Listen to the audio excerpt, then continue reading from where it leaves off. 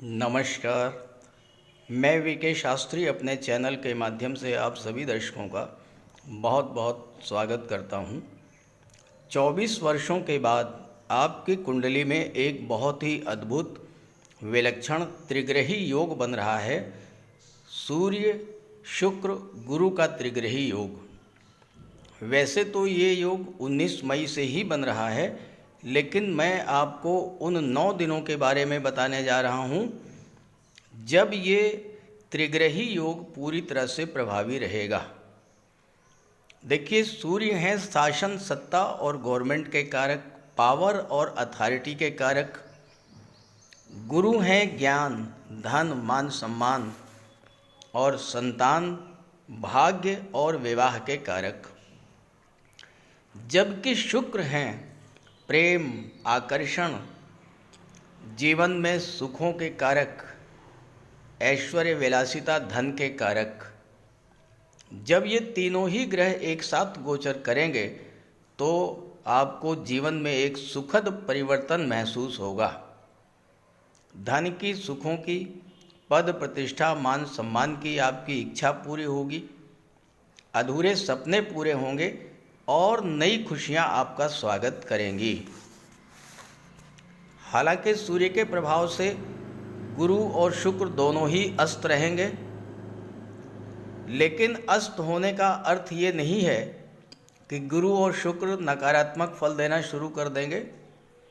जब सूर्य से 10 डिग्री या उससे कम के अंतर पर किसी ग्रह का गोचर होता है तो वो ग्रह ज्योतिषी दृष्टिकोण से अस्त माना जाता है और उस ग्रह का फल प्राप्त करने के लिए आपको परिश्रम ज़्यादा करना पड़ता है। तो इस त्रिग्रही योग का मीन राशि के जातकों के जीवन पर क्या प्रभाव पड़ेगा, इसी का विश्लेषण करेंगे इस वीडियो में। लेकिन आगे बढ़ने से पहले मैं आपको ये बताऊंगा कि सूर्य शुक्र युति का प्रभाव किन राशियों में सबसे ज़्यादा शुभ होता है और किस तरह का शुभ फल प्राप्त होता है और किन राशियों में खराब फल मिलता है। देवगुरु के बारे में चर्चा इसलिए नहीं करूंगा कि देवगुरु अंश बल से भी कमज़ोर हैं और अस्त चल रहे हैं। ये विश्लेषण आपकी चंद्र राशि के आधार पर किया जा रहा है और वीडियो के अंत में मैं आपको एक ऐसा आसान उपाय बताऊंगा जो इन 9 दिनों में किसी भी दिन आप करेंगे तो विशेष लाभ होगा। तो देखिए, ये 27 मई की कुंडली है किसी जातक की। आप इसमें सूर्य, शुक्र और गुरु का अंश बल देखिए। सूर्य 12 डिग्री पर है,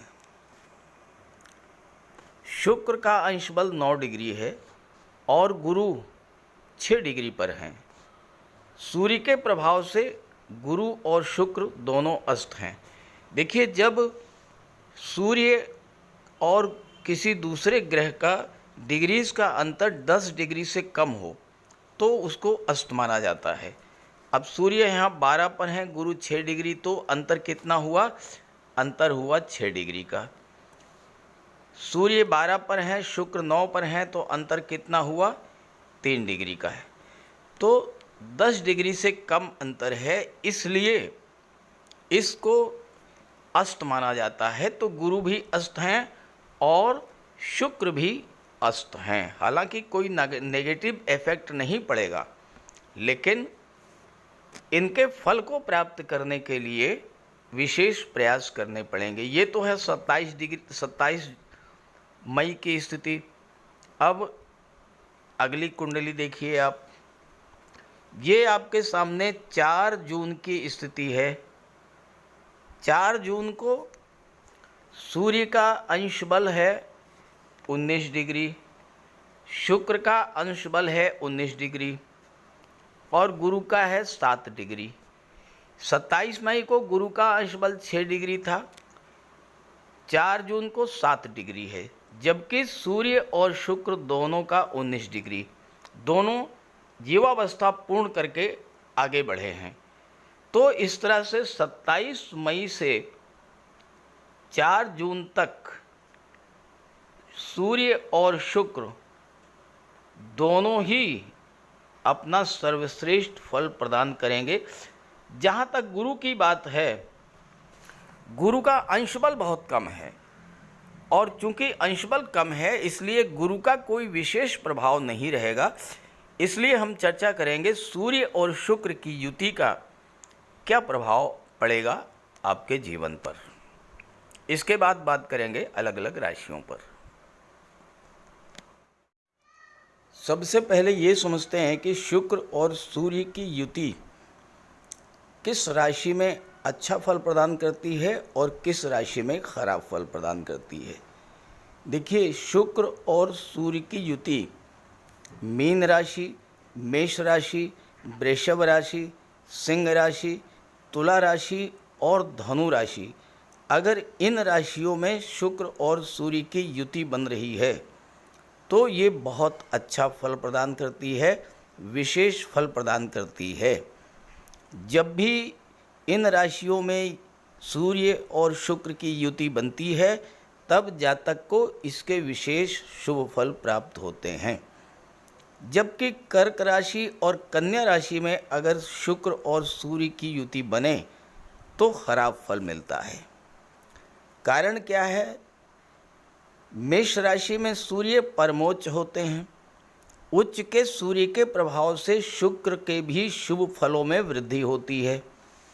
वृषभ राशि में शुक्र स्वराशि के होते हैं। स्वराशि में गोचर करने वाला ग्रह अपने साथ बैठे ग्रह के बल को बढ़ा देता है। सिंह राशि सूर्य की स्वराशि है।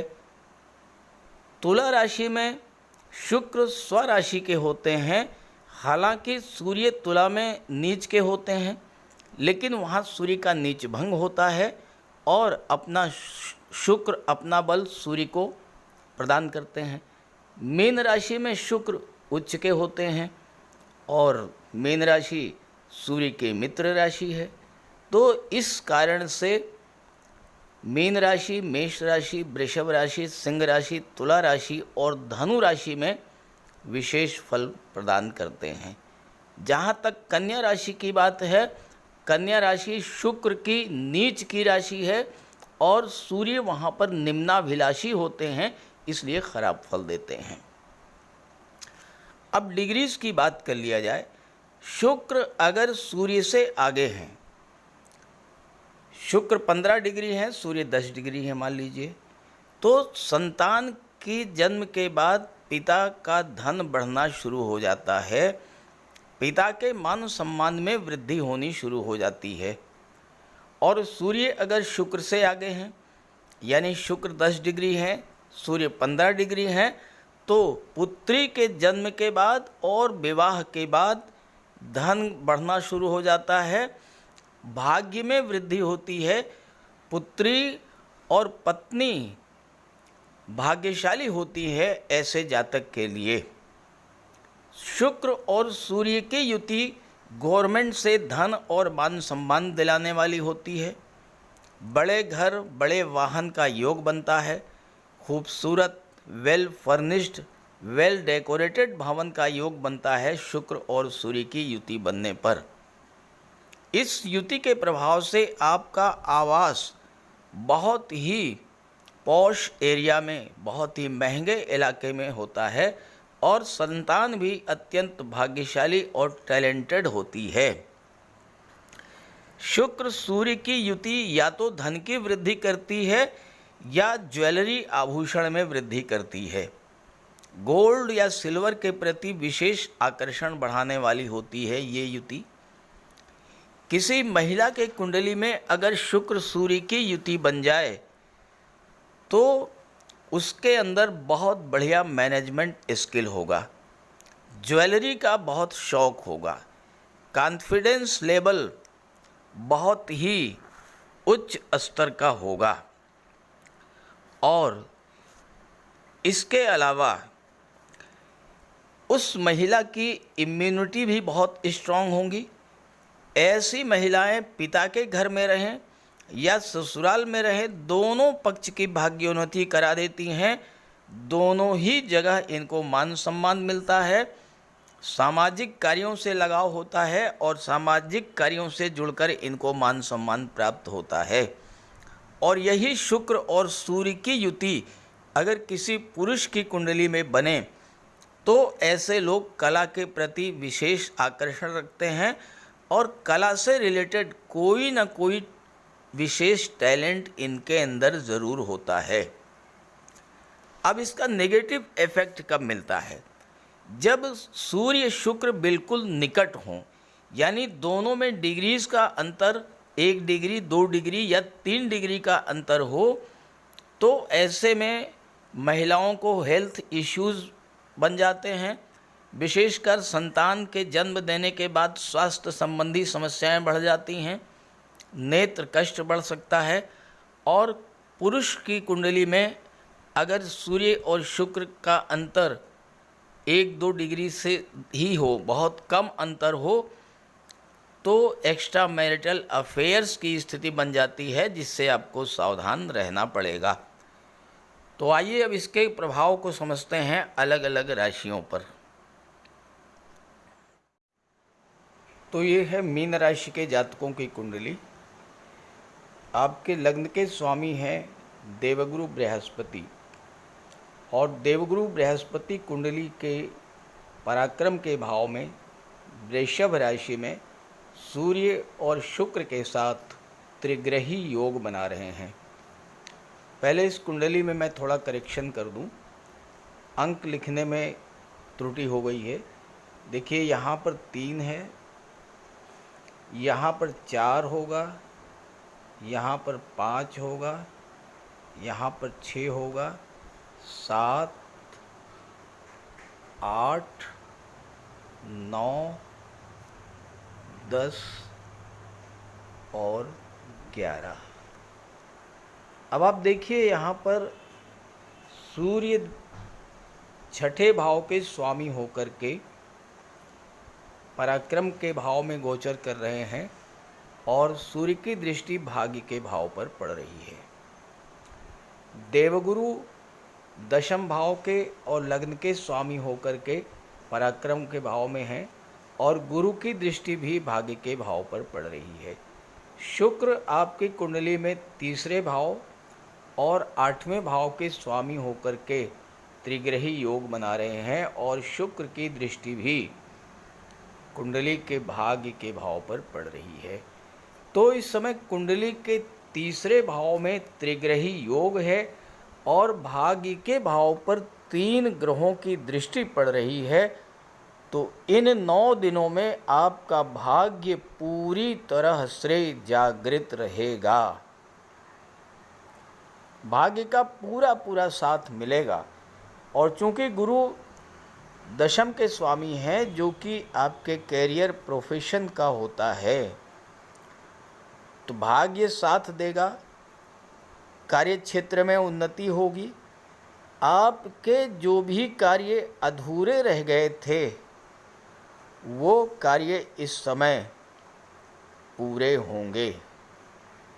चूँकि आपकी कुंडली के धन भाव में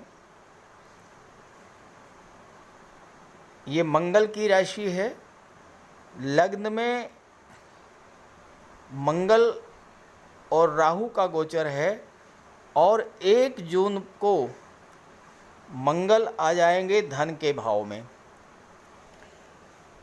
और मंगल की सप्तम दृष्टि पड़ेगी 8वें भाव पर और अष्टम दृष्टि भाग्य के भाव पर पड़ेगी।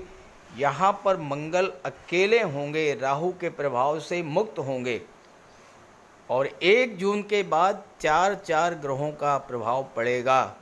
बुध भी आ जाएंगे तो 5 ग्रहों का प्रभाव भाग्य भाव पर पड़ेगा। ये जो 9 दिन हैं, इन 9 दिनों में आपको भाग्य का पूरा साथ मिलेगा। इन 9 दिनों में जो भी कार्य आप करेंगे उस कार्य में आपको सफलता मिलेगी। सबसे पहला प्रभाव शुक्र का देखिए, अष्टम के स्वामी हैं।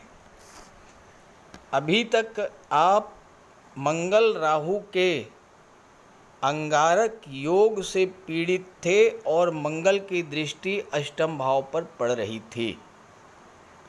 इसका प्रभाव ये हुआ कि आपका स्वास्थ्य खराब हुआ होगा, अचानक से धन हानि हुई होगी, आपका पैसा कहीं डूब गया होगा, किसी को आपने उधार दिया वो पैसा नहीं मिला होगा, गवर्नमेंट के पास आपका पैसा रुक गया होगा। इस त्रिग्रही योग के बनने पर आपका डूबा हुआ धन, आपका खोया हुआ पैसा, आपका रुका हुआ धन इस समय आपको प्राप्त होगा। कुंडली का तीसरा भाव कला जगत, सिनेमा जगत को शो करता है। शुक्र कला और सौंदर्य के कारक हैं। त्रिग्रही योग बन रहा है।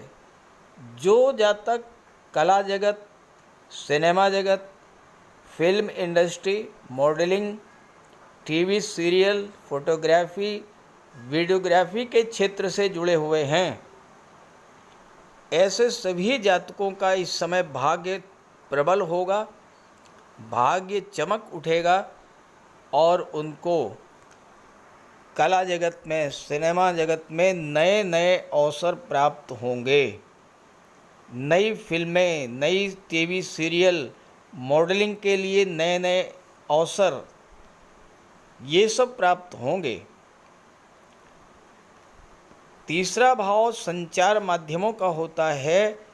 गुरु चतुर्दशम के स्वामी हैं, मंगल की दशम पर दृष्टि पड़ रही है।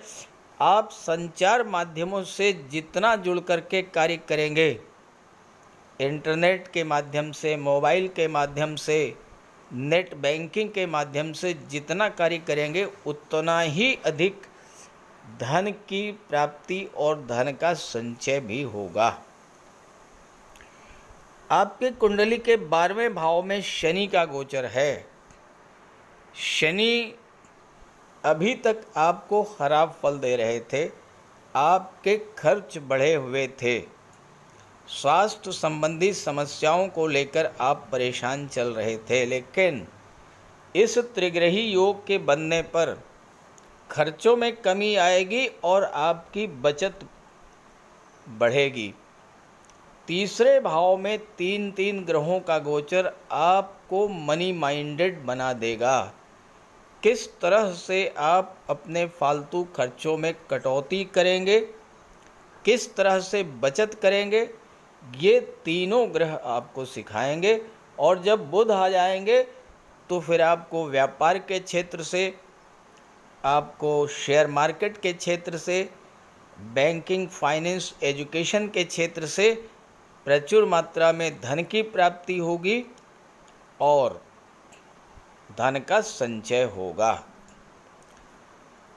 आपकी कुंडली में सप्तम के स्वामी बुध हैं। बुध व्यापार के कारक होते हैं। जब बुध 31 मई को तीसरे भाव में आ जाएंगे, वो ये समय होगा जब आपके लिए बिजनेस में बहुत बड़ी ग्रोथ देखने को मिलेगी। बिजनेसमैन के लिए शुक्र और बुध का लक्ष्मी नारायण योग व्यापार में धन प्राप्ति के नए नए मार्ग प्रशस्त करेगा। चूँकि आपके लग्न भाव में राहु का गोचर है, धन भाव में मंगल का गोचर होगा 1 जून को। राहु जब अकेले होते हैं, केंद्र में होते हैं, तो बहुत अच्छा फल प्रदान करते हैं। सप्तम भाव पर दृष्टि डालेंगे, बुध की राशि पर, मित्र की राशि पर। अचानक से बिजनेस में बहुत बड़ी ग्रोथ मिलेगी। कोई बहुत अच्छी डील आपको इस समय मिल सकती है व्यापार की। विदेशी व्यापार के लिए समय बहुत अच्छा रहेगा। साथ ही साथ एक्सपोर्ट इंपोर्ट के व्यापार से आप जुड़े हैं तो ये समय बहुत अच्छा रहेगा। शुक्र अष्टम के स्वामी हैं। अष्टम भाव जमीन के नीचे के पदार्थों का होता है। व्यापार का भाव सबसे अधिक जागृत है। राहु की दृष्टि है, बुध के स्वामी हैं। बुध शुक्र के साथ लक्ष्मी नारायण योग बना रहे हैं। जो लोग ऑटोमोबाइल्स के क्षेत्र से जुड़े हुए हैं, ट्रांसपोर्ट टूरिज़्म के क्षेत्र से जुड़े हैं, रियल इस्टेट से जुड़े हुए हैं, प्रॉपर्टी डीलिंग का कार्य करते हैं, शेयर मार्केट से जुड़े हैं, शेयर ब्रोकर हैं, कमीशन एजेंट हैं, इंश्योरेंस के क्षेत्र से, मार्केटिंग के क्षेत्र से जुड़े हैं, ऐसे सभी जातकों का भाग्योदय होगा, भाग्य चमक उठेगा, व्यापार में उन्नति होगी, धन की प्राप्ति होगी। छात्रों के लिए सूर्य का तीसरे भाव में गोचर करना और छठे भाव का स्वामी होना, ये 9 दिन आपको कैरियर के लिए बहुत अच्छा रहेगा। कैरियर के स्वामी गुरु हैं, नौकरी के भाव के स्वामी सूर्य हैं, दोनों की युति पराक्रम के भाव में बन रही है। आपके भीतर असीम ऊर्जा और असीम ज्ञान का संचार करेंगे सूर्य और गुरु, और इस समय आपके प्रयासों को बल मिलेगा। कैरियर की दिशा में किए जा रहे प्रयास आपके सफल होंगे। नौकरी मिलने का भी योग बनेगा इस समय। तो इस तरह से मीन राशि के जातकों के लिए ये त्रिग्रही योग बहुत ही महत्वपूर्ण और विशेष फलदायी है। अब एक बात का आपको ध्यान रखना है कि जैसा मैंने बताया कि जब सूर्य और शुक्र का अंश बल बराबर हो, 4 जून को सूर्य और शुक्र का अंश बल 19 डिग्री होगा। उस समय